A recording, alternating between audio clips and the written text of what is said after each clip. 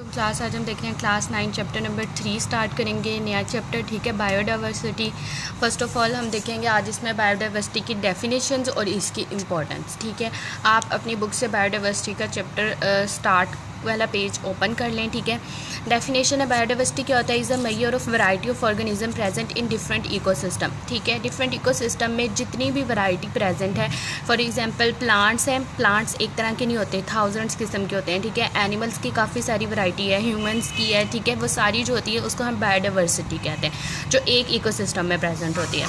ये किससे डिराइव हुआ है, बायो एंड डाइवर्सिटी। बायो का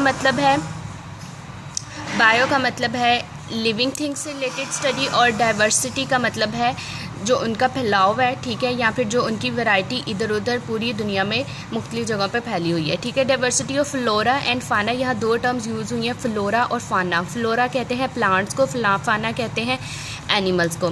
डिपेंड्स ऑन क्लाइमेट, डाइवर्सिटी जो होती है फ्लोरा और फाना की क्लाइमेट पे डिपेंड करती है। क्लाइमेट कहते हैं माहौल को, अल्टीट्यूड कितनी बुलंदी पे है, नीचे है। ठीक है, बुलंदी पे होंगे जानवर या फिर पौधे वो और किस्म के होंगे, ज़मीन पे होंगे वो और किस्म के होंगे। सोइल, उनकी मिट्टी किस तरह की है, दिस इज़ फॉर प्लांट्स।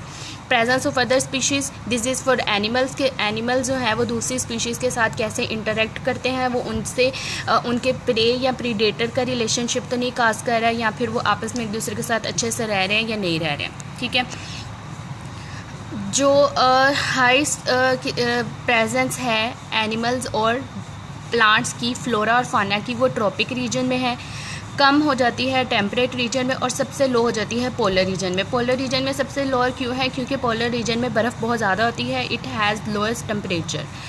अब इसके बाद है origin of life is not well known to scientist को सबसे पहले लाइफ का इतना ज़्यादा नहीं पता था। आज से 600 मिलियन साल पहले सिर्फ और सिर्फ लिविंग ऑर्गेनिजम्स में से माइक्रो ऑर्गेनिजम्स के बारे में ही पता था कि ये प्रेजेंट है, और उनमें से भी सिर्फ बैक्टीरिया ज़्यादातर।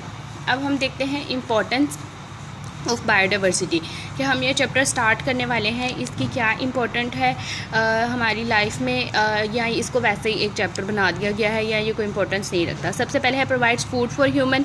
अब देखें, एक लिविंग ऑर्गेनिज्म दूसरे लिविंग ऑर्गेनिज्म के साथ रिलेशन बना रहा है, तो वो एक दूसरे को फूड प्रोवाइड करेंगे। जैसे फ्लोरा से हम, प्लांट से हम एनिमल्स फूड लेते हैं।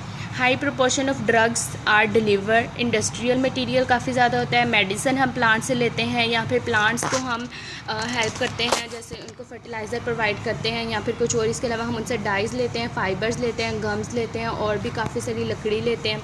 मेक एंड मेंटेन इकोसिस्टम, अगर दोनों different varieties, for example flora और फाना कोई देख लें नहीं होंगी प्रेजेंट, तो इकोसिस्टम मेंटेन नहीं होगा। Regulate chemistry of atmosphere, oxygen और कार्बन डाइऑक्साइड का लेवल एक दूसरे में मेंटेन रखते हैं, और वाटर साइकिल को मेंटेन रखते हैं। रिसाइकलिंग न्यूट्रिएंट्स की होती रहती है, जैसे कि हम अगर न्यूट्रिएंट्स में, जैसे फॉर एग्जांपल बनाना है, बनाना के पील हम सोइल में फेंक देते हैं, जो कि आहिस्ता आहिस्ता रिसाइकल होकर प्लांट के लिए न्यूट्रिशन का काज करते हैं, और वही बनाना हमने प्लांट से ही लिया होता है। इसी तरह से रिसाइकलिंग होती रहती है।